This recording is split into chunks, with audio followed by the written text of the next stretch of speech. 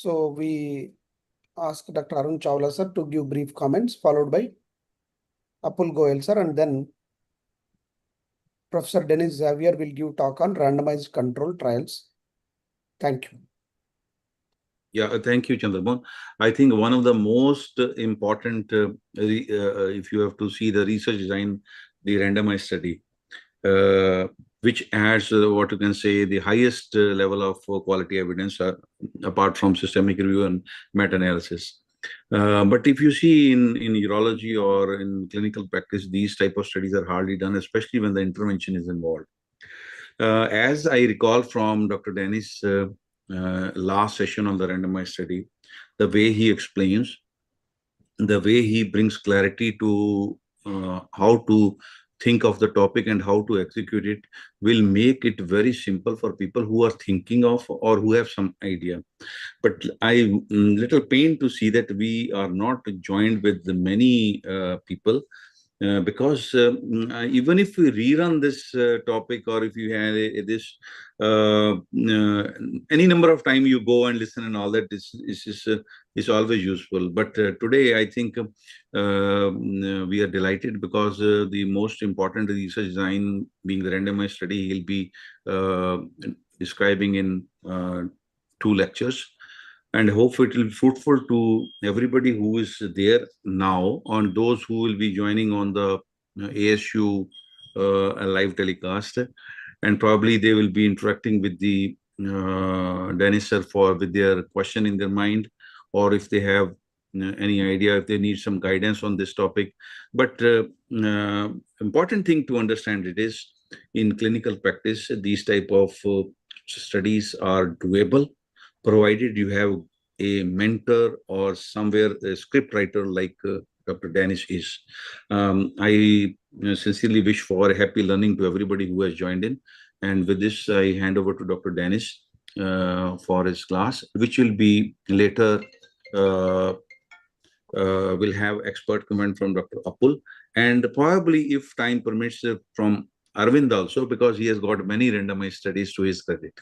Over to you, DENIS sir. Sir, before we proceed, sir, Dr. Arvind Ganpule is from, I don't know whether you know him. He's a professor in from Nadiad, and they have vast experience in writing up the papers, and he is one of the very well-known academician in India, sir. We are very happy that he joined, and hope he will contribute some discussion. Thank you, Arvind, for joining. Thank you, Chandramohan. Actually, it would be nice to have Dr. Arvind and Dr. Apul, maybe 1 minute each, just their thoughts on importance of RCTs and their experience. Anything. I'm happy to, maybe Dr. Arvind, would you like to go first, and we can have, of course, Dr. Apul will give us concluding remarks later as well. But both of you could take a minute, sure, please. Yeah, so based on our experience, means Dr. Xavier, I am not as experienced as you. You are being very humble to ask me to talk for a minute. But based on my minimal experience that I have got, there are a few challenges that we always see when we are going to conduct a randomized control trial. Particularly, the first challenge is that most of us do not know the requirements for conducting an randomized control trial. Like, it is absolutely essential that we register ourselves in the CTRI.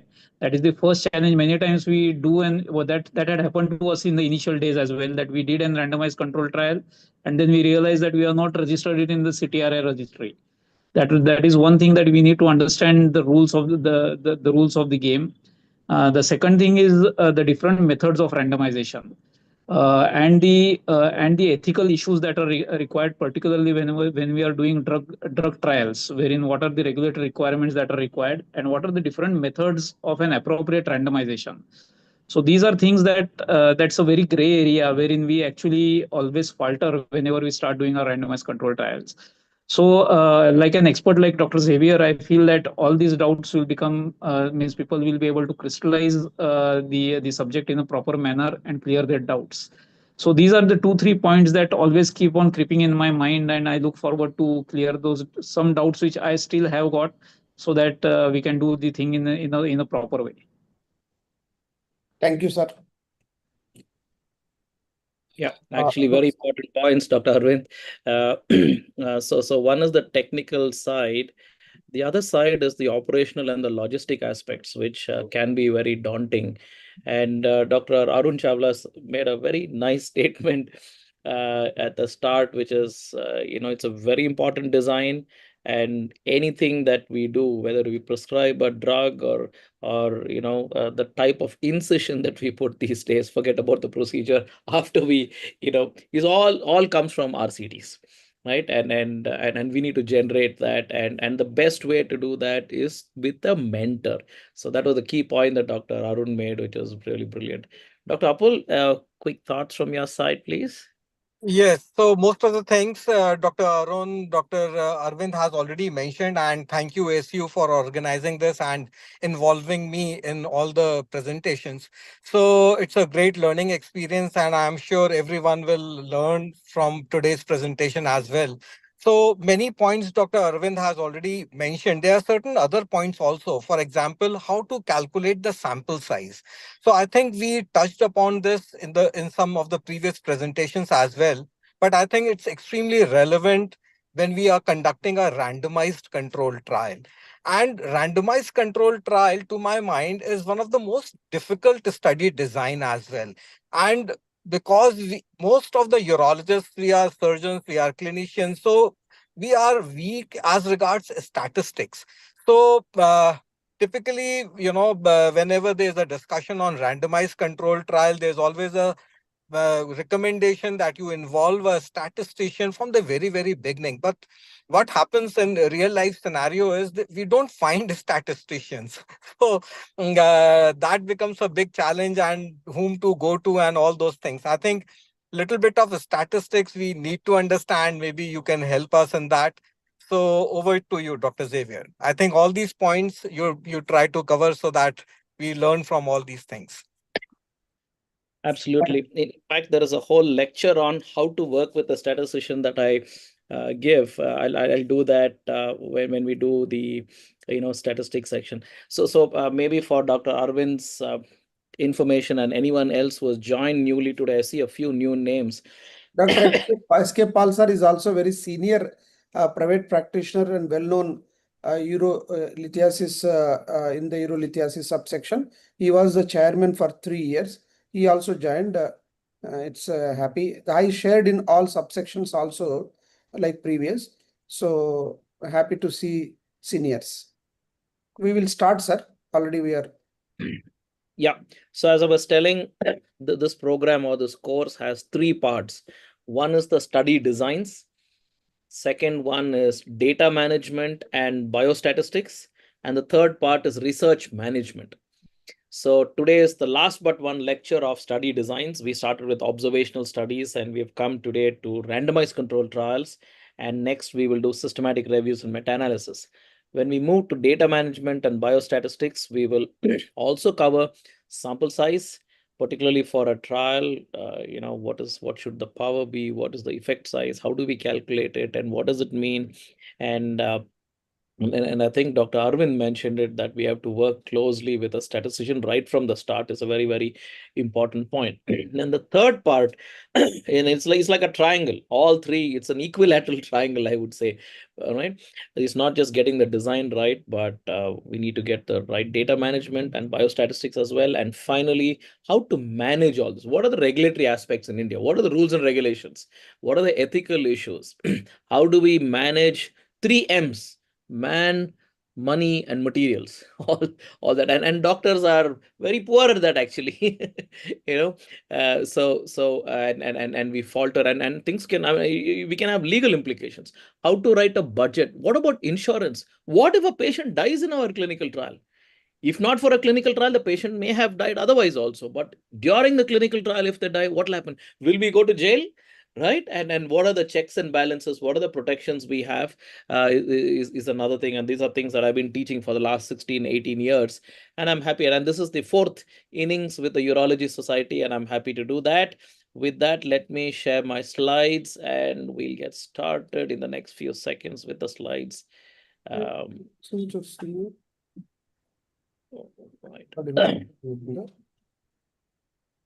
Okay. Good. Can I request to be made the co-host of this, please? And okay, right. So this is You are already, sir. randomized. You are already Okay. host. Great, thank you. Yes, I'm co-host. Yeah, this is good. All right. So we started a little bit late. So therefore, the usual section that I do before getting started is, allow people to think through issues and ask them to actually write. But we don't have time for that. But I'm just going to go through a few questions to keep in mind. Quite sure Tanmay may get 9 out of 10 in these questions, but right. Okay. So firstly, what is randomization? Just think in your mind itself, no time to even write. What is randomization? We call it RCT. What is the R? Randomization. First. Second, why to randomize? What is randomization? What are the purpose of randomization? Next, what is allocation concealment? Some people may think it is blinding. It's not blinding because blinding is something else. Allocation. I was actually confused, and for some of your, some of you may not know. In 2005 I went to Canada after my MD and did a master's course in clinical epidemiology and biostatistics. And this was a question that was asked to me during my preliminary presentation of my thesis. We had to all do a thesis there for a master's. So I did not get it completely right. But that was, what is it, 17, 18 years ago. Okay, what does blinding achieve? Few weeks back, I told you about the different types of biases. There are about 250 biases, I told you. Blinding achieves something.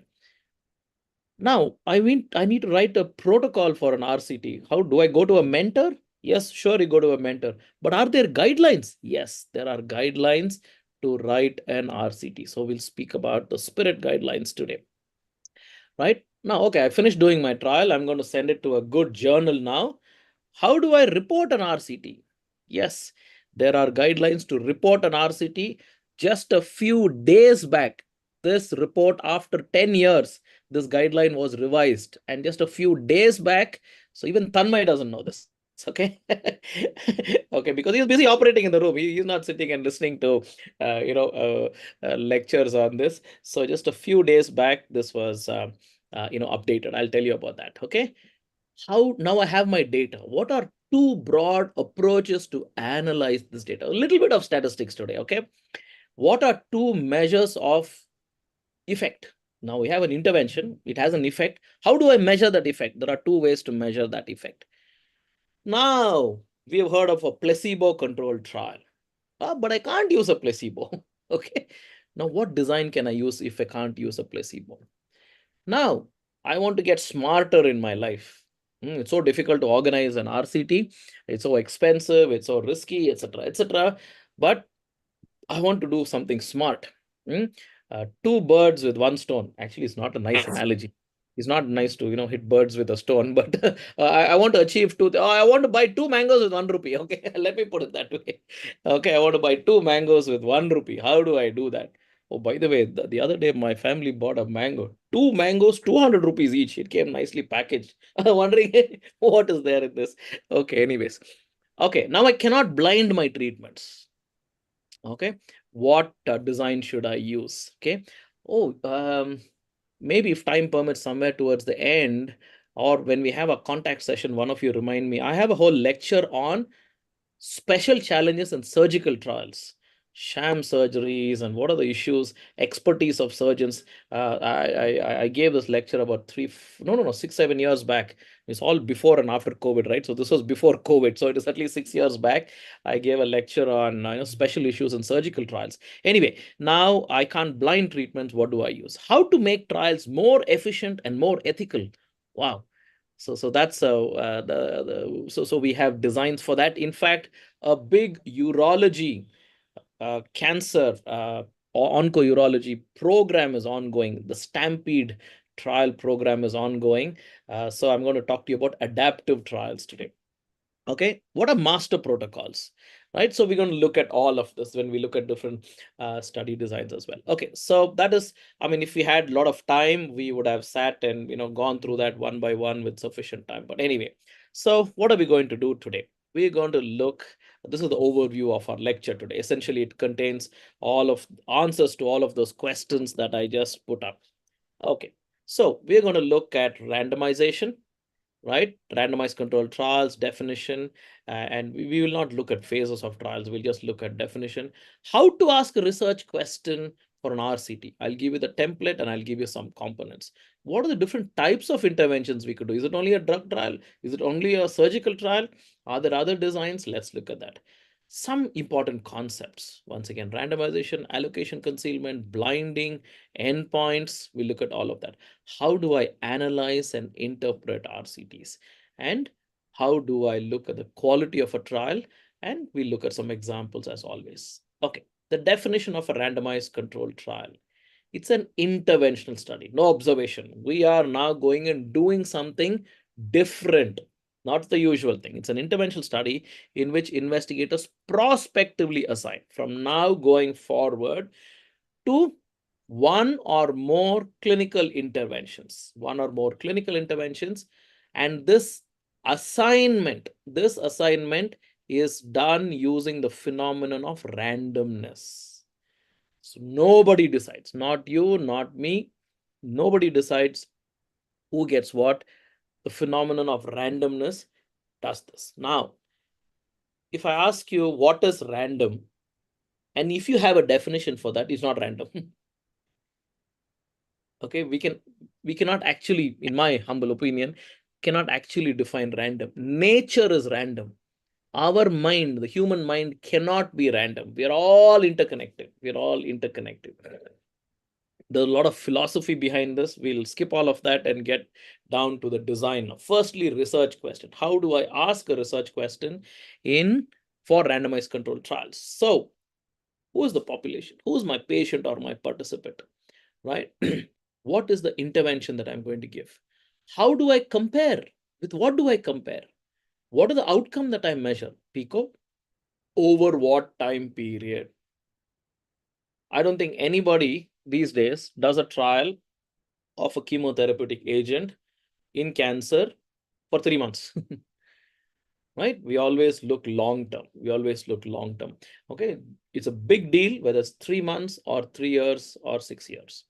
And what is the study design we use? So we can add S over here, right? And I'm going to tell you a few more designs on randomized controlled trials, like a non-inferiority hypothesis or a factorial design, a cluster randomized design, and adaptive design. All of that we will discuss. So in the research question itself, we can write the study design as well. Therefore, this is how a research question looks like. Among patients with a particular condition, that is my patient or population, does intervention A, drug, surgery, chemo, radio, whatever, compared to standard therapy, that is the control or comparison, reduce or modify complications or death, that is the outcome I'm looking at particular years of follow-up. And you can include the study design here as well. You can put a colon or put a dash and say a non-inferiority trial, okay, or a factorial trial.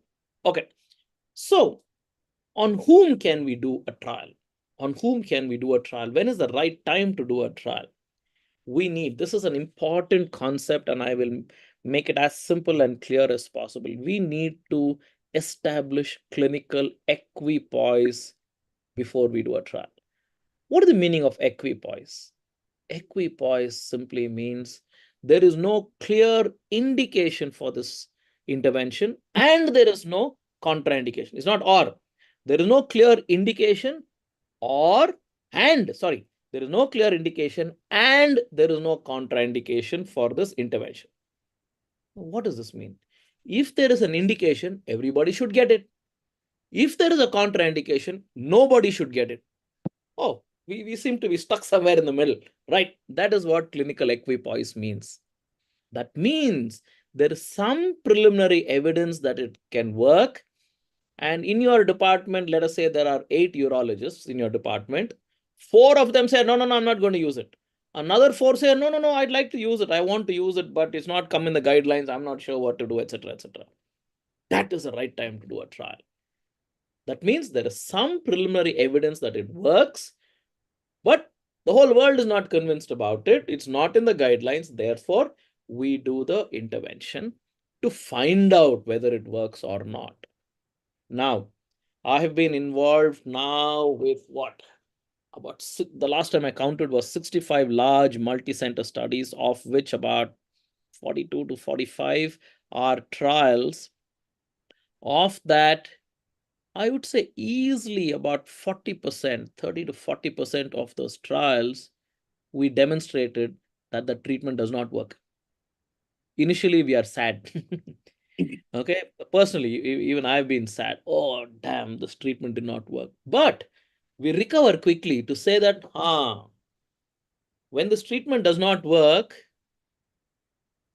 we are not going to anymore use unproven or useless or potentially harmful treatments on our patients. Every time we think of an intervention, it's easy to say, put yourself in the shoes of the patient, but we rarely do that. But think of, would you give this to your loved one? Okay, so anyway, that is clinical equipoise. Once again, in simple terms, there is no clear indication and there is no clear contraindication. I want evidence whether it is efficacious and safe. Efficacious and safe, both are equally important.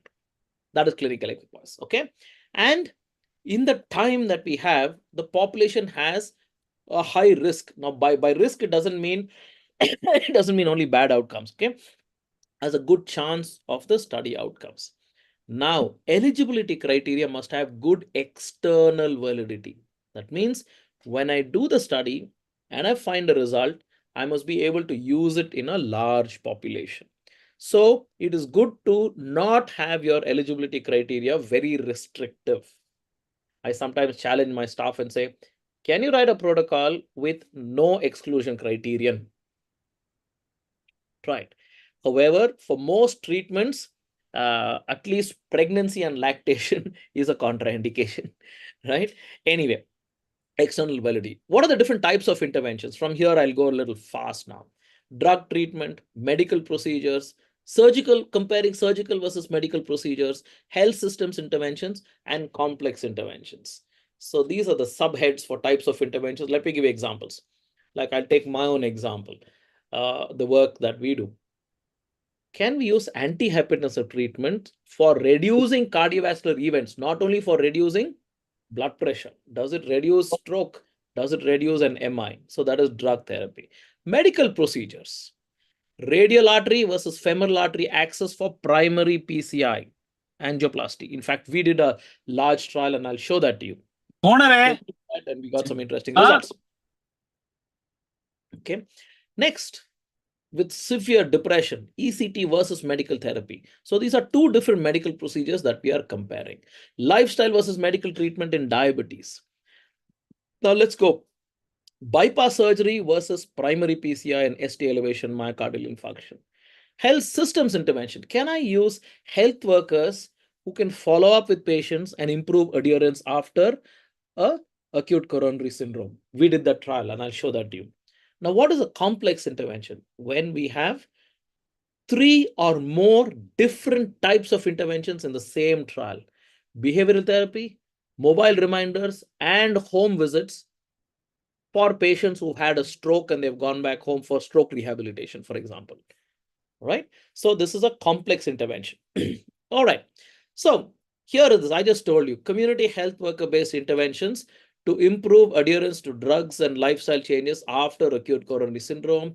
We did and published this in the Lancet a few years ago. So it is a multi-center study done, and we did it in 14 hospitals in India, and we published it in Lancet Endocrinology. Here is the other trial that I showed you about: radial versus femoral artery access for angiography and interventions in patients. So this is an international study. I was involved in this as a national coordinator, and I was one of the co-authors in this Lancet paper in 2011. Now, so that is the intervention. Now let's come to control. What is the purpose of a control? Control improves the internal validity in a trial. We need to have a meaningful comparison with the novel intervention, right? And so everybody should get standard care. right? So if there is no treatment at all known for this condition, they can get a placebo, or they have to get the best available drug with which to compare. Now, what is this control? It depends on the standard of care at that time. Okay. Now, placebo, when there is no effective treatment. On the other hand, if there is a treatment already, we need to give the best available drug recommended by guidelines, and we bring in the new drug and we compare it with that. Then we say, this new drug or this new treatment that we're bringing in is better than the best available treatment. All right. Endpoints. Endpoints are the event or the condition that the trial is designed to modify, which is ameliorate, delay, or present. They're also called outcomes, trial outcomes. Okay, let's go to randomization. I asked you this question. What is randomization? Randomization is a process of allocating or assigning patients to different treatments using a random process. Now, how do you generate random numbers? How do you do that? And it is always best to work with a statistician to do this. Previously, we used to have a table of random numbers. We used to write it in sequence and then take it from there. Are different ways of doing that. These days, we just do it on the computer, right? So there is at least one control treatment and one active treatment. So once again, the treatment that a patient gets is selected by a random process. Now, why do we randomize? We randomize to produce comparable groups. To produce comparable groups. I have two groups. They are similar in all aspects except, Satyanarayana, can you answer that? Except dash. They're comparable, similar in all ways except what? Can you figure out? Except the new treatment that I'm going to give. Okay. All right. So whatever outcome is going to happen is not because of any other factor, age or sex or disease severity or socioeconomic status or previous treatment received. None of that. It's the new treatment that we've got. And I'm going to show you examples of how this works. Now, randomization eliminates, does not reduce, eliminates, removes completely what is known as treatment selection bias. Now, all of us normal human beings are biased. We are good people, therefore we are biased. Okay, so we always want the best for our people. Okay, so therefore we will not be unbiased and give the right the random treatments. This is a very important phenomenon. It takes a while to understand this. I will state it, I'll explain it to the best of my ability, and I will leave it to you all to think about it over and over again. Purpose of randomization: one is it eliminates treatment selection bias. Second, it protects against known and unknown confounders. Now, in observational studies, we can collect a list of confounders. And when I do my session on statistics for you, I will tell you about univariate and multivariate analysis. That is using regression techniques. We do that. And we can adjust for confounders. But we can only adjust for confounders that we measured and those that we know. What can we do about confounders that we did not collect? Or what about confounders that we did not know about? Only randomization is able to balance this out and protect against known and unknown confounders. One of my senior colleagues told me, I was doing randomized trials and I was teaching also. Maybe it was 5-7 years since I was doing that. But one of my senior colleagues told me, Dennis, it takes 10 years to understand randomization. I felt insulted. I thought he was telling me that I'm not smart enough or whatever. At that time, I felt a little bit. But today, I understand the value of his words. It takes a long time. So today, if you didn't quickly get these 2 points, it's not because, with my limited capability, I've done my best and I've taken this session, I don't know, maybe 80, 100 times I've taught the same slides, and each time I feel I'm doing a better job. In spite of that, it takes a little while for us to understand these concepts. So as much as possible, please try and get it, and I'm happy to answer questions towards the end. Okay, then eventually we achieve a balance of prognosis. That means, like in a 100 meters race, everybody starts at the same line. 1 inch you can't go forward, backward. They'll come and check you, right? You're all there. And then you run. So everybody in the trial is the same. All groups are the same, except now you tell Satyanarayana, what is it? Except the treatment being tested. Okay, and I'll show that to you in a table just now. Okay, we achieve a balance of prognosis between the treatment groups. Okay, methods of randomization. One is called a fixed method, and it's constant throughout the trial. It is set up and the same scheme runs. There is something called adaptive randomization. A lot of adaptive trials are taking place these days, right? Adaptive randomization, the scheme changes during the trial. I'll keep it as simple as this. In fact, we did a whole symposium on adaptive trials. We can do that in maybe at another advanced session. But for now, just keep in mind that the randomization sequence changes during the trial. Fixed allocation randomization, what we commonly do is simple randomization. For smaller sample sizes, we do blocked and stratified randomization. Okay, blocked is not only for small sample size, stratified is for smaller sample size. What do we mean? Now, the commonest strata or factors that affect outcomes are age, sex, and disease severity. Now, if your sample size is 70 or 80, and you try to randomize 70 or 80, you will get unequal proportions of age, sex, and disease severity, right? So, but you have funding and there's a rare condition, let us say. Okay, you have only 80 patients. So then you tell your statistician, I want to do stratified randomization. And your statistician will ask you, what are the strata? Age, sex, and disease severity. Within those strata, your statistician will randomize to make it equal. That's what it means. All right. So let's move on. Here is a table. This is an old paper from the Lancet, 1990 something. I should put the full reference. I'm sorry. This is called the HOT trial, HOT hypertension optimal treatment randomized trial. The research question is, what is the best diastolic blood pressure to reduce outcomes? Okay. So somebody said, 90, less than 90 is okay. Somebody said, no, we should reduce it more. It should be 85. Somebody said, no, it should be less than 80. No, 80 is too less. No, they are already hypertensive. They can be 90. So there was a controversy at the time. So they said, okay, let's do this trial. So this is not a drug trial. It is a strategy trial. So you give whatever treatment you want, but bring the blood pressure. If you are in this group, bring it to less than 90, 89, 88, fine. Here, bring it to less than 85, 84, 82, 83, fine. But here, bring it to less than 80, strategy trial.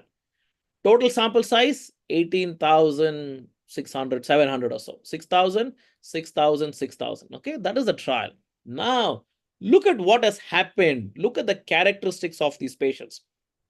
Let's look at age, BMI, baseline diastolic blood pressure, and maybe smoking and MI. Let's just take this, okay? Look at age. What are we seeing here? 61.5, 61.5, 61.5. Standard deviation is exactly the same. Huh? Cut and paste or what? How can this happen? How can you get the exact same age and the standard deviation also the same? Looks like fraud. Okay. Now look at this. Look at BMI, 28.4, 28.5, 28.4. Exactly the same. Now look at diastolic blood pressure, 105, 105, 105 when they started. Let's look at men and women, 53, 47, exactly the same. How did this happen? This is the beauty of randomization. Nobody else could have done this. It happened because the sample size is large enough, totally 18,000, almost 19,000 people. That is how they were able to. So now what is different in these three groups? The fact that this group is less than 80, this group is less than 85. We start with 105, all right? And this is what we need to achieve. So, and this group is less than 90. Did age make a difference? No. Did BMI make a difference? Previous smoking, previous MI, previous stroke? No, none of that. The strategy to reduce blood pressure is what made the difference eventually at the end. Okay, let's now move on to trial designs. It depends on the research question. What design you choose depends on the research question. The commonly used ones, the parallel group, randomized, crossover, cluster RCT, factorial, pragmatic, or a probe design. Probe stands for prospective, randomized, open label with blinded evaluation. I'll say this again. Prospective, randomized, open label with blinded evaluation. Okay. So the outcome assessors are blinded, not the people who are treating the patient. All right. That's a pragmatic trial. Other types are superiority, equivalence, non-inferiority. We'll talk about it briefly. Newer developments. Newer means, I mean, it's been on for 15, 20 years, but of late it's become much more common. These are adaptive trial designs. And I'll give you a nice example from urology itself in the next few minutes. Okay, here is a parallel design. Patients fulfill eligibility criteria. They provide consent. We randomize 1:1. This is also called allocation ratio, AR, allocation ratio. You can have 1:2, you can have 2:1, you can have 3:1. So there are different reasons for modifying the allocation ratio. Usually it's a equal allocation ratio. So these patients get the new treatment, these patients get the control treatment, they continue on, there is no crossover, nothing. All right. Now in a crossover design, I'll use the same slides to tell you. So this doesn't happen. These people after some time get this treatment. These people after some time, they get this treatment. Okay. This is not outcomes. So this group gets treatment A. No, this group gets treatment B. And this group gets treatment A. And the period in between is called a washout period. Okay. So, so it brings in certain kinds of efficiencies. Let's go to some concepts now. What is allocation concealment? Allocation concealment is protecting the sanctity of randomization until the participant is included and randomized in the trial. What does that mean? The randomization sequence is written right before the start of the trial, but till the patient provides consent and is ready to get into the trial, nobody knows what that patient will get. If you knew what will happen, suppose you're going to do a new drug trial and the drug has adverse effects as well, and it's an open trial, and then you find a patient who is a little fragile and not so good, but fulfills eligibility criteria. So you know what you'll do? Since you know the patient is going to get active drug, you will say, you know what, I will not ask this patient for consent. Is that fraud? It is not fraud. You are biased. Okay. And bias is not fraud. Giving into bias is not fraud. Fraud is deliberately doing something to affect the outcomes of a trial. Okay. So a simpler way to define allocation concealment is not revealing treatment allocation until randomization. Simple processes are using sealed envelopes. So the sequence is written and kept, and the envelopes are they have a serial number. So you take the next envelope, you open it, and it says, okay, active drug. Next one you open, also active drug. Next one you open, it is placebo. Next one, active. So you'll keep getting it like that. So sealed envelopes is a thing, but there are problems with that also. And we don't recommend that we use sealed envelopes anymore because we have other systems now, because you can pull it out. If you don't like the treatment, you can put it back. Okay. And you think that nobody will know, but the sequence in which this randomization is supposed to take place is already determined.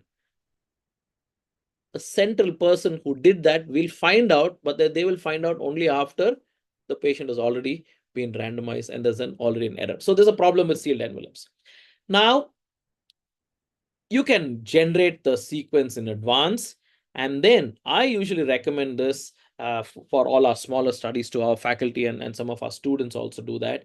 The sequence is generated, it's kept in a file, either with a statistician or with somebody else in another place, right? And then with an understanding that you should not disclose to the study personnel till the patient is ready to be randomized. Okay. Now, these days, what we do in multi-center studies is we use interactive voice response system or interactive web response system. IVRS, all of us have used when we go to the bank, press this for that, press that. So that way we used to do it. In between 2001 and 2003 we used it, and then afterwards, no, I think even till 2005-7 we used it, but now everything is on the website. What is blinding? Blinding is withholding knowledge of the treatment that is already allotted. Patient is getting a treatment. It's different from allocation concealment. In spite of how many other times I explain this, some of you may get confused. Doesn't matter. Being confused is a good thing. That means you've listened, you understood a part of it. Some knowledge and some concepts take a little more while for all of us to understand. So for me, for blinding and allocation concealment, I was confused for a few years. So till I kind of figured it out, and then I began to teach as well. Okay, withholding knowledge of treatment is already allotted throughout the trial till the last patient is followed up. Now, the advantages for a patient is that there's some psychological benefit that he or she is receiving some treatment. Imagine you give a patient, okay, here, you take placebo, go. The patient will not take it because they know that there's no drug in that. Okay, now, right? So this I explained to you. For the investigator or evaluator, there's an important bias here. Remember, I told you on day 2 of our session, I'm going to tell you step by step different biases that come in. For investigator or evaluator, there is something called an observer expectancy bias. It means those same 3 words. I'm observing, I'm expecting something, and if I know it is an active drug, I expect it to act that way. So let's say it's a new antihypertensive drug and it is an open trial, right? You give it to the patient, and the patient comes back after 1 week to check blood pressure. Before the drug, the patient's systolic was 144, let us say. Now when patient comes, it is 142. What? Only 2 mm it reduced? Not possible. Or maybe it is still 144. Okay, then what you will tell the patient, I think you're not relaxed enough. You relax for some more time. I'll come and take the blood pressure again for you. You're supposed to follow the same procedure, the same standards, right? Now that you know that the patient is getting active treatment, you have that expectancy. So if you blind it, this observer expectancy bias is not there. There is another bias called ascertainment bias as well. That means when you're looking at outcomes, you're ascertaining certain outcomes, and you say, what is going on? How come this is not there? And then this can happen maybe in radiology, let us say a tumor size or something else. They will look at or they will do the ultrasound once again, or they look at it from another angle. No, how come a patient's getting active drug? By now the tumor should have shrunk more than 30%. How come it is not shrunk? How come it is the same size? Okay, though that is an ascertainment bias. Okay, types of blinding: single blind, right? Only the patient is blinded. You ensure compliance, right? Double blind guards against observer biases. Patient and the assessor is blinded, right? Triple blind, patient, investigator, and the committee who's monitoring the response is also blinded. Okay, how do I ensure good quality of RCTs? We have SPIRIT guidelines, SPIRIT 2013 guidelines. SPIRIT 2013, SPIRIT stands for SPIRIT. Okay, SPIRIT, standardized protocol items, recommendations for interventional studies. So that is what SPIRIT stands for. It has it's also a guide to write a clinical trial protocol. It has a 33 item checklist. How do I report an RCT? The previous guideline was the Consort 2010 statement. I'll show that to you briefly now. Okay, Consort stands for Consolidated Standards of Reporting Trials, CONSORT, Consort statement. It's a 25 item checklist, the old one. Okay, so now you have specific guidelines for design, for data, for interventions as well. And there are guidelines now on how to use artificial intelligence to do trials also. There are guidelines come for that also. Okay, so now the consort statement is mandated by journals during publishing. So you need to be familiar with this, and you need to keep a checklist while you're writing your article, and you need to fill this and send it to the journal along with your paper. So where do I go find all these guidelines? Here, go to equatornetwork.org, right? And you have all of these guidelines here. Okay, so this I just highlighted the Consort 2010, and look at all these guidelines. Let me expand these guidelines. And Satyanarayana can take another photo. Here you go, Satyanarayana. You can take a picture of this one now. For randomized trials, it's Consort. For observation studies, it's Strobe. For systematic reviews, Prisma. To write a protocol, it is Spirit, so on and so forth. Okay, and there are different extensions also that have come. Right, this is the 2010 checklist with 25 items, and it's many more than 25 actually. So 11, so here 11A, 11B, 12A, 12B, 13A, B, C, right? Like this, there are multiple sub points also, and you need to fill this form, and you need to say where you have reported this item, what page. So page number 7, page number 11, page number 12, whatever of your article, you need to write that before you submit. Okay, few days back, accepted on 5th of, oh no, sorry, published online few days back, not even a month old. Okay, Consort 2025 statement, updated guidelines for reporting randomized trials. Just a few days old, right? So here is a 23 item checklist, right? And let me expand this for you. So title, open science, introduction, methods, then you have outcomes, harms, results, all of that. There is a section on the summary of the main changes made in the Consort 25 checklist as well. So I've shown you 1/3 of the summary. These articles, by the way, are free to download, and multiple journals have, this is Nature Medicine, JAMA has published it, so many journals have published it all together. They're all free to download. So along with your Consort checklist, you need to provide this Consort flowchart. How many patients did you assess for eligibility? How many you excluded? Reasons.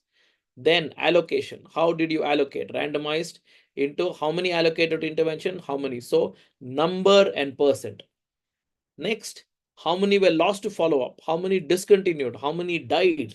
You need to mention all that. And how many for final analysis. So this is figure 1 of all randomized control trials, figure 1. Okay, so this is the Spirit 2013 checklist, and this is using AI to write. I just took a little extension, Spirit AI items. So your title, registration, version, funding, roles, background, objectives, trial design, and then it goes on, 33 items that I told you. Okay, here we go. Okay, so now we've conducted a trial. Let's now look at how to analyze and interpret the results. Approach to analysis. There are 2 approaches to analysis, broadly speaking, intention to treat and per protocol.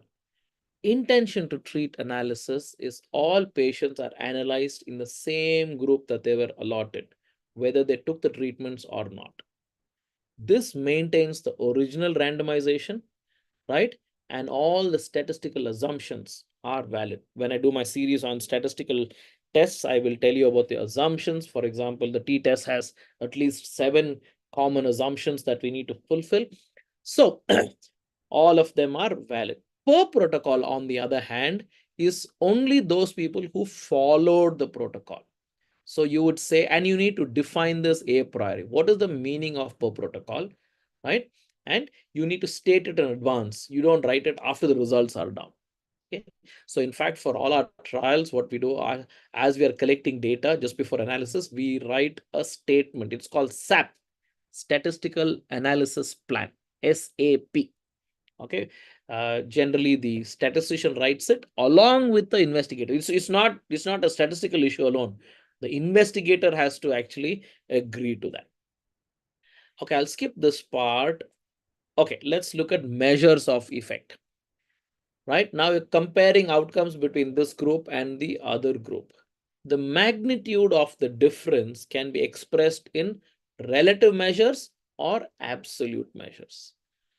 Relative means, or there are 2 types of relative measures, relative risks and odds ratios. The outcomes in comparison to baseline. Comparison means relative to. Everybody at baseline, treatment or no treatment, has some outcomes, right? So compare to that. Now, absolute measures are risk difference and number needed to treat. I'm sure you all have seen number needed to treat, and then you all had debates on that. What is the NNT for this? What is NNH for this? Okay, or NNB, number needed to cause a bleed with anticoagulants and other things. And for surgical, you have other measures as well. So number needed to treat is calculated using a risk difference, and I'll show that to you just now. Okay, now let me pause here for a moment. I've been speaking nonstop literally for 45 minutes. I can go on. It's not that I am tired, but let me pause here. I'll stop sharing my slides and see if you all have any questions or comments to make. Dr. Dennis, you mentioned about the ratio, the commonest ratio you mentioned, randomization was 1:1. So, but as you mentioned, it could be 1:2, 1:3. So what is the rationale and how do you decide that this trial it has to be 1:1, or how do you decide that? Yeah, very good question, Dr. Apul. So if a drug is very toxic or very expensive, we reduce the proportion of patients getting that drug. So placebo will be 2 and drug will be 1, or placebo will be 3 and drug will be 1. Okay, so we can do that. On the other hand, the drug is quite all right, and you want more data about the drug, particularly safety. I want more data on safety of the drug. And it's a relatively safe drug, but I want a good estimate. So I will increase the proportion of the drug compared to the placebo. So in that arm, there'll be more drugs. And then out of that, your percentage is always out of the total number, right? So that's when you take it. You reverse that and you have larger numbers. Now keep in mind that the overall both the drug and placebo together comprise the sample size. So when we want higher power, we overall increase the sample size, but we can play around with the allocation ratio. All right. I hope that was fairly clear, Dr. Apul. Yes. Thank you. All right, good. So shall we continue? Dr. Okay. Xavier, I had one question. Please. You mentioned a very nice thing that being confused is a nice thing. So I'm confused regarding the intention to treat and per protocol analysis. Like as I saw your one slide wherein it mentions that if it is an ITT analysis, actually they have changed the treatment arm, but still we are analyzing that patient according to the treatment arm wherein he was assigned. So will it not cause an skew in analyzing the whole thing? It is not a skew, Dr. Arvind. It's actually a good point. And in this concept, again, with due humility, I'll tell you that it takes a while to actually figure out.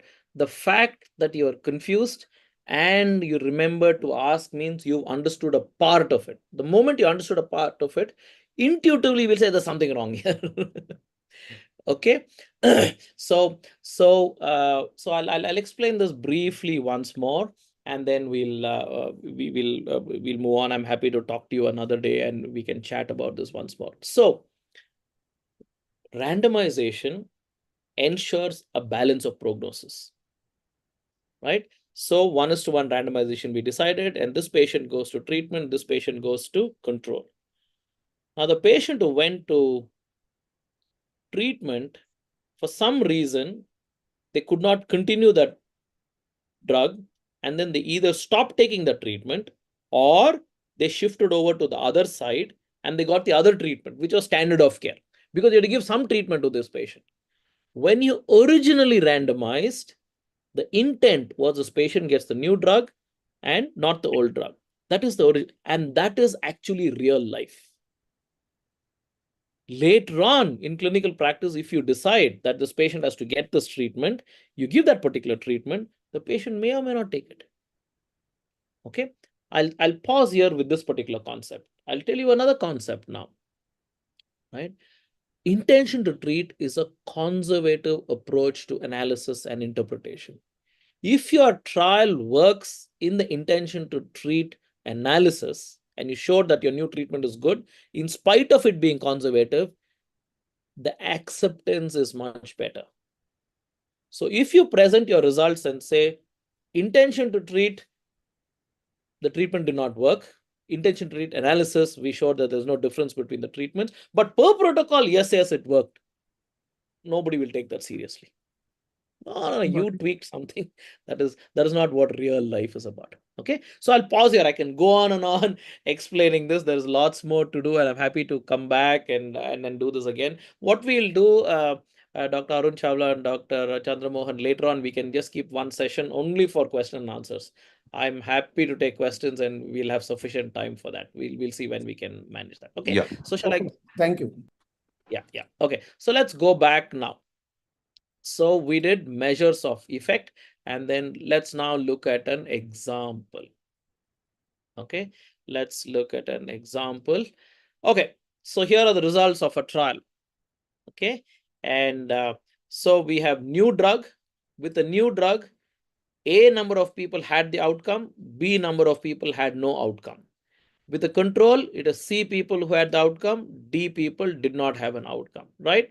This is, we total this up, and again, we total this and we total this and we keep it ready. Now, for a trial, we need to compute two rates. One is an experimental event rate and the other is the control event rate. Event rate is a measure of risk. The experimental event rate is experimental control event rate. So first, let me explain the experimental event rate. Experimental event rate is the proportion of people who had the intervention, okay, and had the outcome.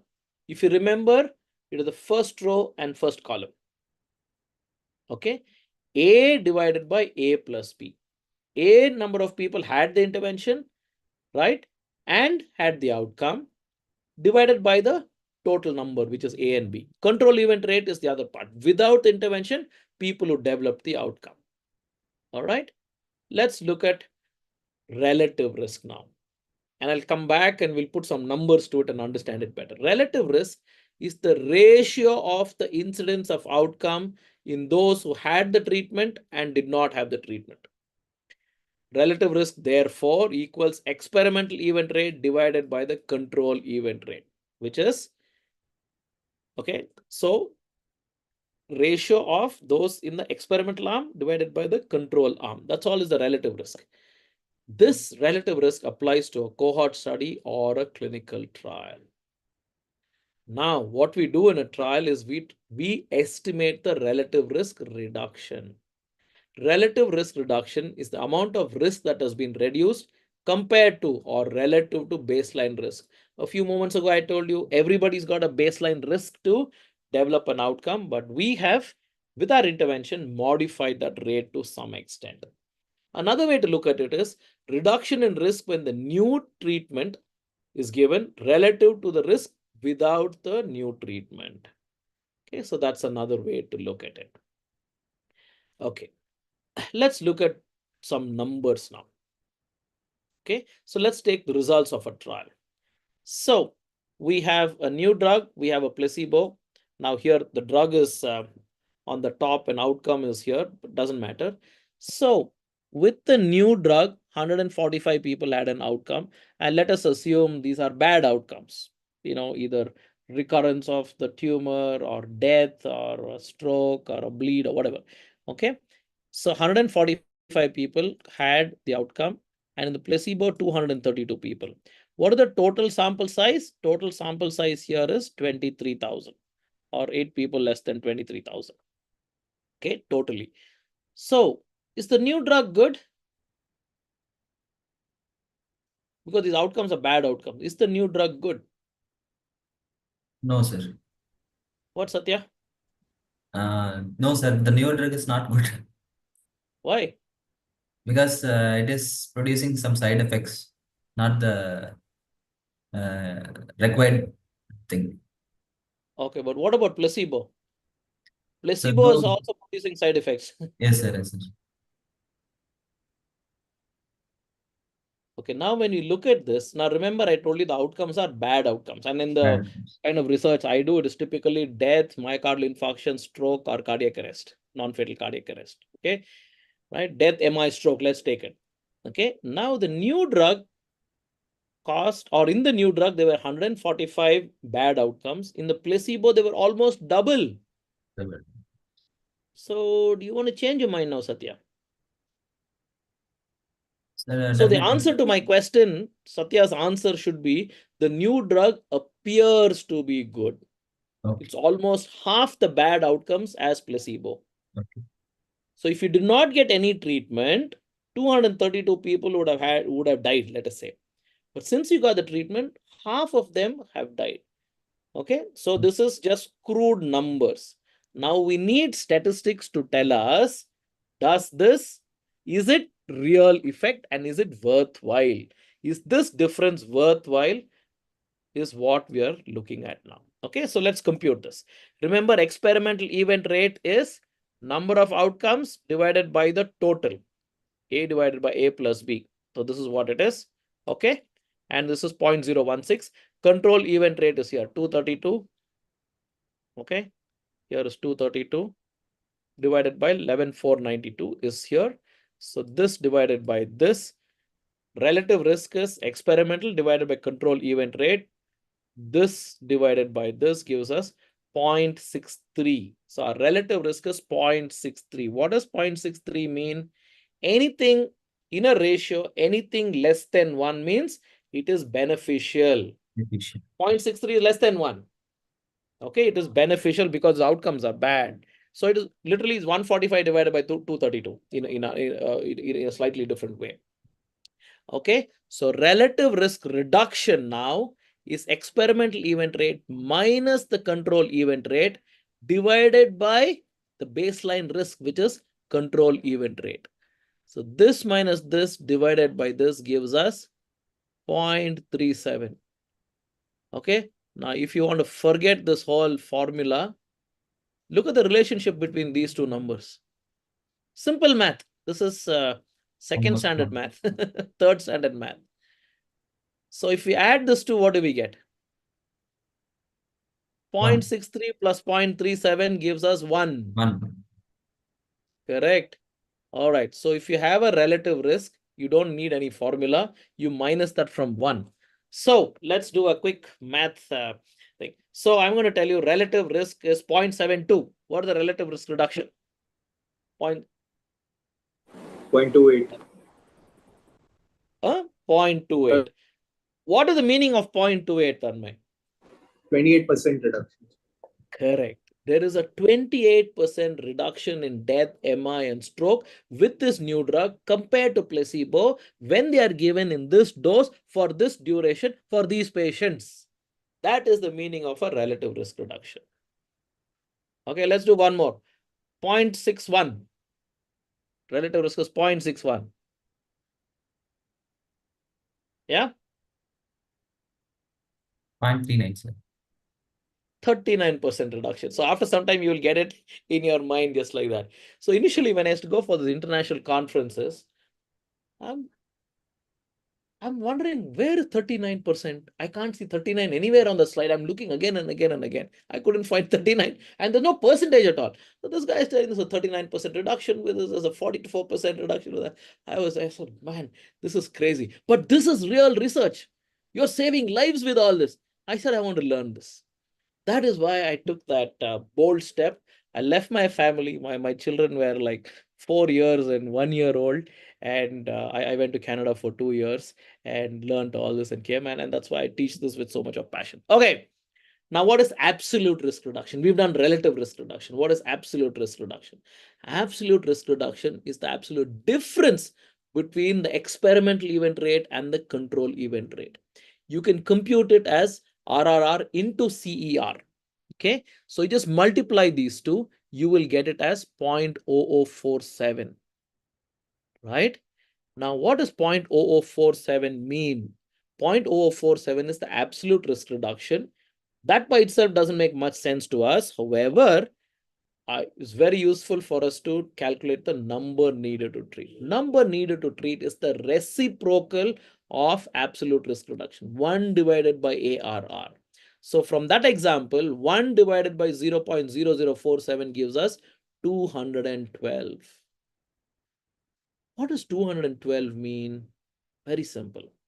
I need to treat 212 people with that drug in that dose for that duration as specified in the trial to reduce one bad event. So, do you want your number needed to treat to be a large number or a small number? Suppose I have another trial for another drug, a similar condition, similar drug, number needed to treat is 180. Which is a better drug, 212 or 180? 180. Sorry? 180 is better. Why, It should be Satya? less. It should be less. When it Why? comes No, less, that is more effective. Very good. Excellent. Excellent point, Satya. Right? So we want number needed to treat to be as small as possible. So this is very easy for clinicians to figure out. 212, for that matter, 210. I'll go with 210. Why 180 or 140 or whatever? Okay. All right. So what it means is we need to treat 210 patients with that drug to prevent one event. Okay. This is easier to decide benefit and risk of a treatment. Okay. What about NNH, number needed to harm? It's the exact opposite. Efficacy and harm are the opposite. So to cause one bleed with an anticoagulant, I wish I have to treat 5,000 patients, not 50 patients. For every 50 patients, if I get one bleed, I don't like it. Okay, right. Okay, so talking about anticoagulants, here is the first big trial that I did. Okay, so I did the study in India with this drug Reviparin. Not many of you would have heard about it. It is right.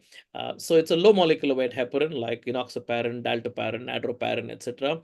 And it was given for deep vein thrombosis, but we tested this in acute myocardial infarction to reduce mortality, reinfarction, and strokes. Right, and we published this in JAMA. So this is a partial factorial study. We started off with 20,000 patients, but 4,500 patients were part of another study. Factorial is when you do 2 or more treatments in the same trial. Okay, they were part of another study, but we looked at 15,500 patients alone. We randomized them, 7,780 here, 7,790 here. They were followed up and we looked at their analysis later on. So this is table 1. All clinical trials will have baseline characteristics as table 1. So same number, 7,780, 7,790. Look at the age now, 58.9, 59. Proportion of males, 76.9, 76.4. Let's say previous MI, 7.6%, 7.3%. Hypertension, 33.5, 34.6. Very similar. What about treatments that they got before? Okay, thrombolytic therapy, 73% got thrombolytic therapy, 72.9, very close. Right, let's take another example. Let's say beta blocker, 66.3, little difference over here. Lipid lowering, 66.8, 66.4. So what is different between these two groups, I'm sorry? Almost similar. Only randomization can do this. The only difference between this is here in the very first row. One group got the drug, the other group got placebo. It's matching placebo. Nobody could make out what is what. Let's look at the results now. There's a slightly different way to look at results. That's why I'm doing here. So here we do survival analysis. Okay. And so let's go to the same numbers, 7,780, 7,790. What are our outcomes? Death, MI, or stroke. 745 people in Reviparin arm had death, MI, or stroke. 854 people. So almost 110 people, 109 to be precise, 109 more people in the placebo group had that. Or in other words, 9.6% and 11% had these outcomes. What outcomes? Either death, MI, or stroke.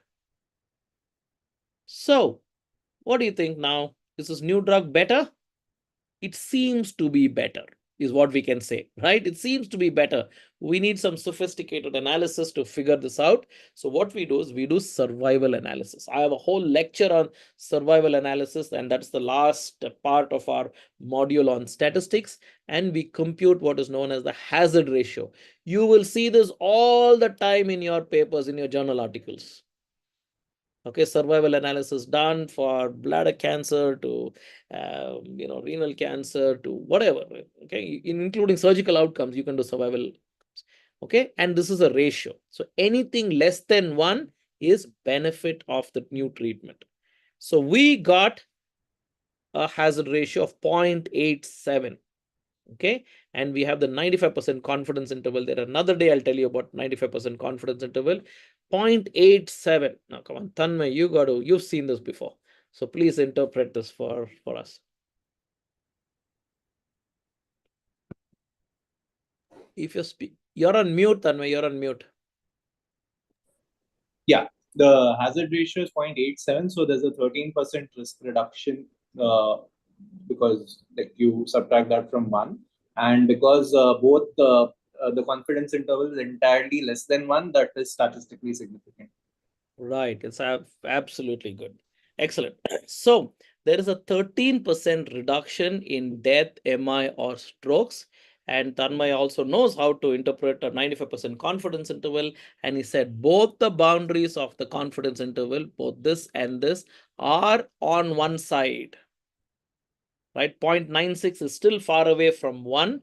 So it is statistically significant. If you like p-values, this is the p-value. There are 2 zeros there. Another way to interpret this, or another way to depict this, is through the survival curves. This is the Kaplan-Meier survival curve. It can start with 0 here and come down like this, or it can start 0 here and go up. Either are the same. So here is your placebo 11%. Let me draw a straight line. Okay, 11%, and this is 9.6. This difference is 13%.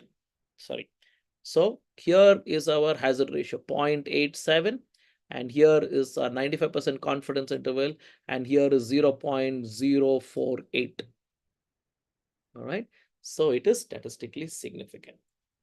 Okay, last example and we'll close.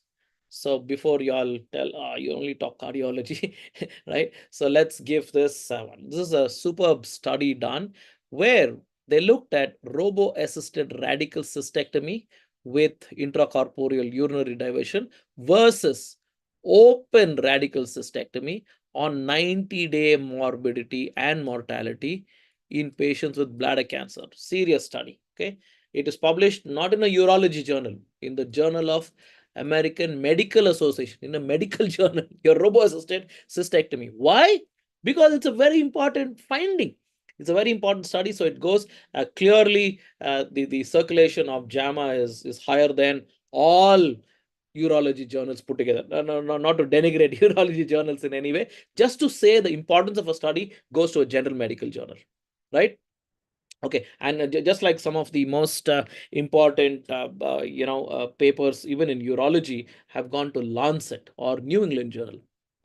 Okay, so where was this done? This was done in Sheffield in the UK, and these are the authors. So let's, okay, this is funding, etc. We'll skip all of this. Okay, right. So the research question is whether robo-assisted or open radical cystectomy improves recovery, etc. Objective, this is to compare these two, and so they looked at 90 days and they went on even up to 12 months, right? How many people they had? They had 169 with robo-assisted and 169, exactly the same number, with open radical cystectomy. What do you think the result is? Let's ask Dr. Chandramohan. What do you think the result could be, Dr. Chandramohan? Which Yes, was sir. better, robo-assisted or open? Guess. Usually, there won't be any significance, but mild advantage in the post-operative recovery in robo-assisted cases. But otherwise, statistically significant difference may not be there.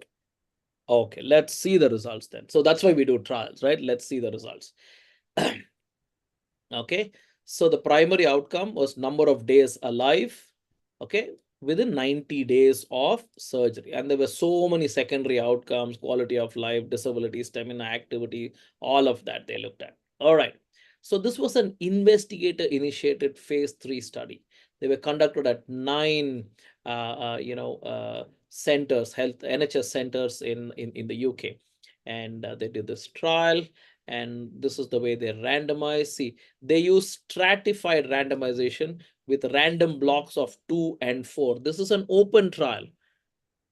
Okay, so therefore they have to keep on changing the sequence so that people don't guess what the next one is. That's why they had random block sizes. Okay, so 1,121 patients, non-metastatic bladder cancer, 783 excluded. These are the reasons why they were excluded.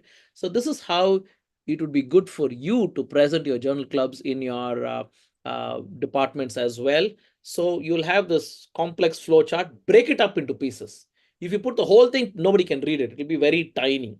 Then 338 randomized, 169 to robotic cystectomy, 169 to open cystectomy, and all of them were included in the analysis now. So here we go. Males, this is 80 and 20, slight difference over here, almost 80 and 20 here. Now the numbers are small, see 161 and 156. So since the numbers are small, you will have slight differences. What do you want to see? Age at surgery, less than 60, 13%, 15%. Let's take something else. Let's take overweight people, BMI of 25 to 30, 45% here, 46% here. Can you see this reasonably well balanced? Oh, smoking will make a difference. You say, smoking is also balanced. Current smoker, 11%, 11%. Ex-smoker, 59%, 60%. Fairly well balanced, as you can see. Yeah. Okay, non-adjuvant chemotherapy, 34% here, exact same number. Immune therapy, small difference, 14 and 11%. Okay, let's take the histology. Let's take adeno, 2%, 2%. The commonest is urothelial cell carcinoma, 81, and just about close to 80. Grade, let us say grade 2, 4% and 3%. Most common is poorly differentiated, 79 and 77 and 79. Okay, so this is the background of the patients. So now, among these patients, the primary outcome was analyzed in 305. Okay, number of days alive and out of the hospital was 82 in those undergoing robotic surgery versus 80. 82 versus 80 primary outcome. Okay, so let's look at this. So the adjusted difference was, and this is thrombolic. Wait a second. This is other complications. Now let's just focus on primary outcome. So 82 and 80. So we will leave out all the others. It just confuses us. Here is your Kaplan-Meier curve. Robotic surgery here. And this is for bladder recurrence is probably 24 and 20%. Hazard ratio is 0.90.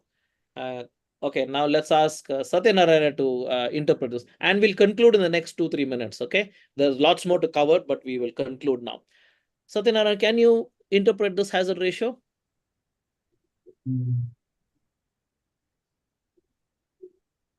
Okay, I'll make it easy for you now. Okay. So 0.90 minus 1 is 10. 10. So this is a 10% reduction in all-cause mortality. In robotic. Okay. Oh, no, this is recurrence. This is, I'm sorry, recurrence. Recurrence. Okay, sorry. I'll go back. Okay, there's another one which I will hide it for now. Okay, there's a 10% difference, but now Tanmay is an expert here. What is the but, Tanmay? Because the confidence interval is on both sides of 1, it is not statistically significant. Okay, so the 10% is not a statistically significant result. Okay, so this is got through the survival analysis. So this is all-cause mortality. Let's look at all-cause mortality. Give me a second. All-cause mortality. Oops, sorry. Oops, 1 second. Yeah, all-cause mortality. Okay, it's another hazard ratio to interpret. Satya, you want to try again? Interpret this hazard ratio. This is for all-cause mortality. The previous one was recurrence. Yes, sir. So again, the What does this confidence, mean? the No, confidence before interval, confidence, no, before confidence interval, the hazard ratio. it is more than 1. What does that 1.06 mean? Okay, so hazard ratio of anything more than 1 means it is not, or in other words, whatever we looked at, that means the robotic surgery caused a 6% increase mortality, but the 6% is not statistically significant. Now, let's go to the conclusion of the paper later on, what they wrote. But what is your interpretation of this? Tanmay, it's ball is in your court. Interpret this result now. So interpretation is, what will you tell your patient who's sitting in front of you at the OPD? You are discussing surgery. You bought this nice, awesome robotic machine. Okay, your whichever hospital you are at, they spend this crores of rupees. We also got one a couple of years ago. What is that? Some fancy Da painter. Vinci. Da Vinci, painter's name I got. Okay, Da Vinci is one. They also got a lot of fanfare, crores of rupees. You look at this now. Okay, and then of course, Dr. Chandramohan has got a point. We are talking about mortality. We'll talk about quality of life and dribbling.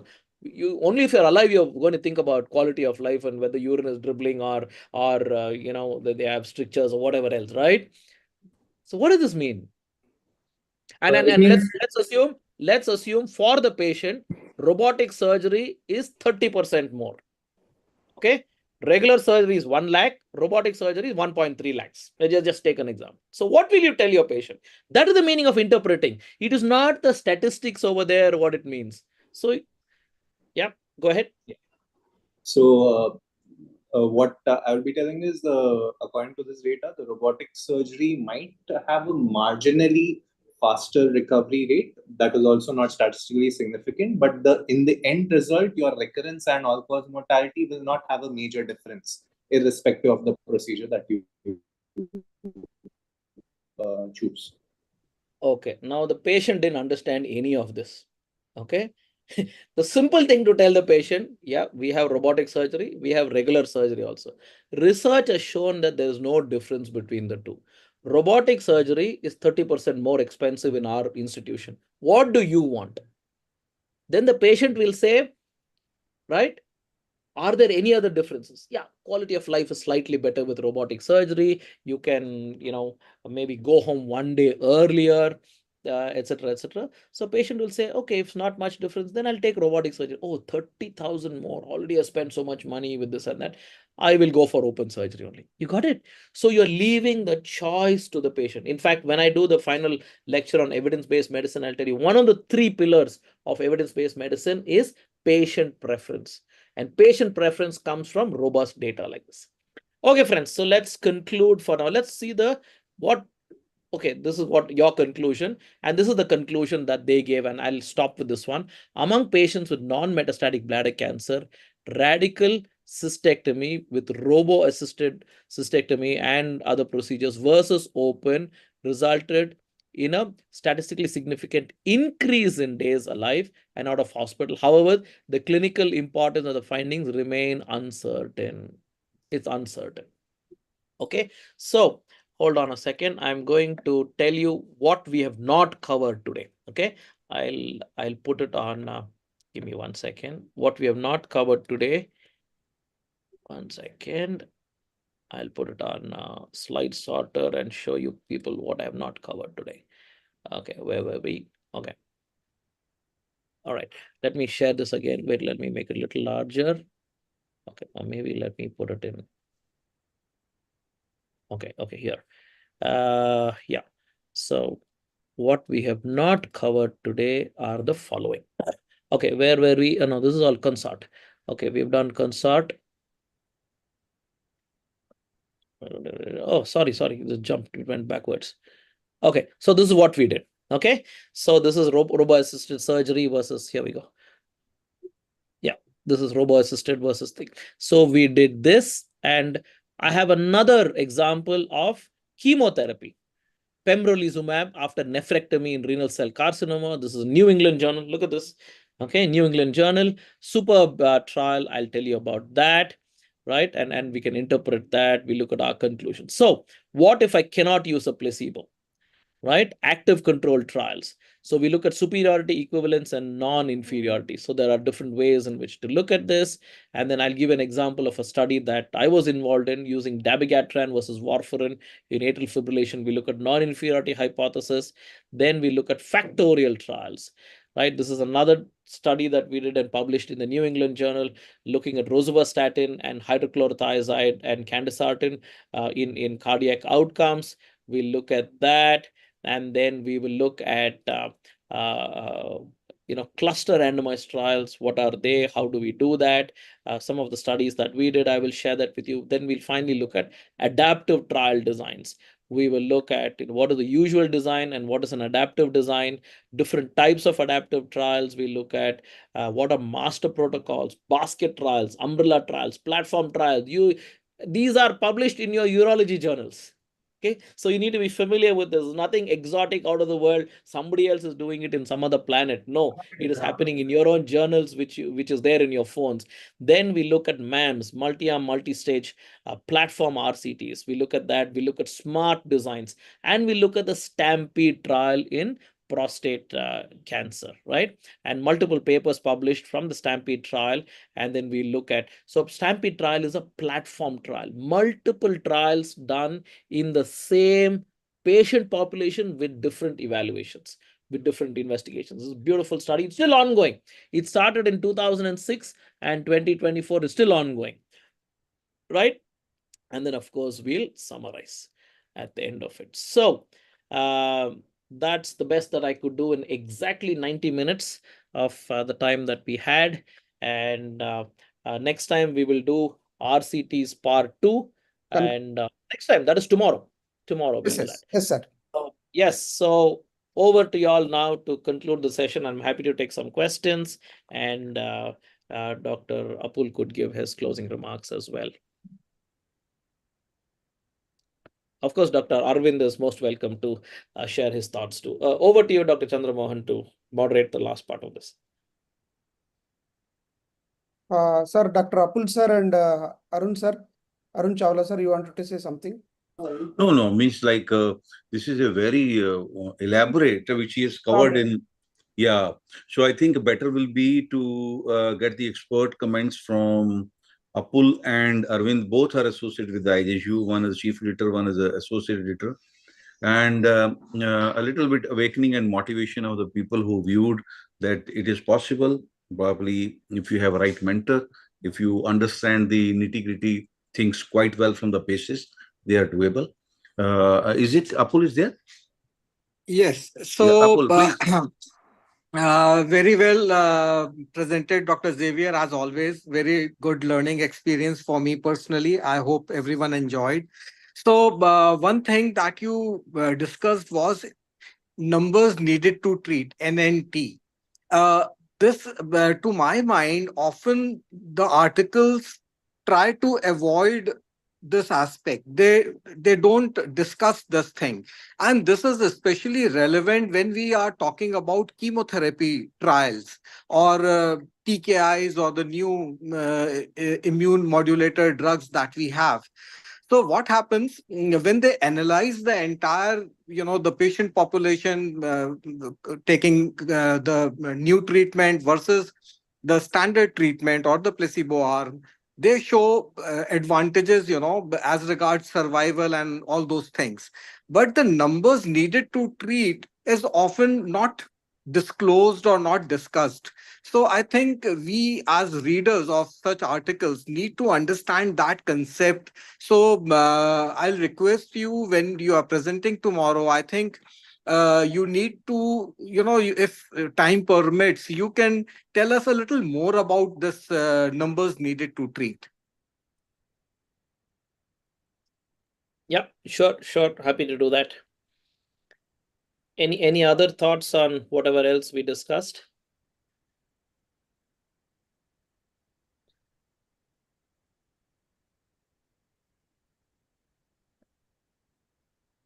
Dr. Apul? Apul, we can't hear you.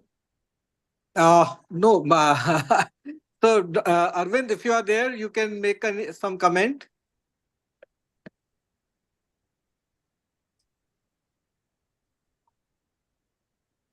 All right. If not, Dr. Chandramohan, you can conclude. Yes, sir. So to conclude, thank you very much, sir. Definitely, as Arun Chawla sir told, it's an elaborative discussion on randomized control trial. Definitely useful, and we look forward for tomorrow. I will circulate the new flyer today and tomorrow to all the urology society, including social media of Facebook urology of USA as well as the pure urology. Let's hope more people will get benefit. Overall, 24 people have attended today. We try to make more attendance tomorrow, sir. Thank you very much. Dr. Chandramohan, just before we close, so what we can do is I will give you the list of key topics that we covered today. Yes, So sir. we could say, RCT part 1, we covered this. Right. RCT part 2, on 9th of May, we're going to cover the following. Okay. Okay. If you like that, I will add in the flyer immediately, sir. Correct. We'll do that. Thank So you. I'll have dinner now, and later after dinner, I will send you these. Thank you. So Okay? nice. So nice, sir. All Thank right. you so much, Okay. all of you. Good night. Good night. Good night. Good night.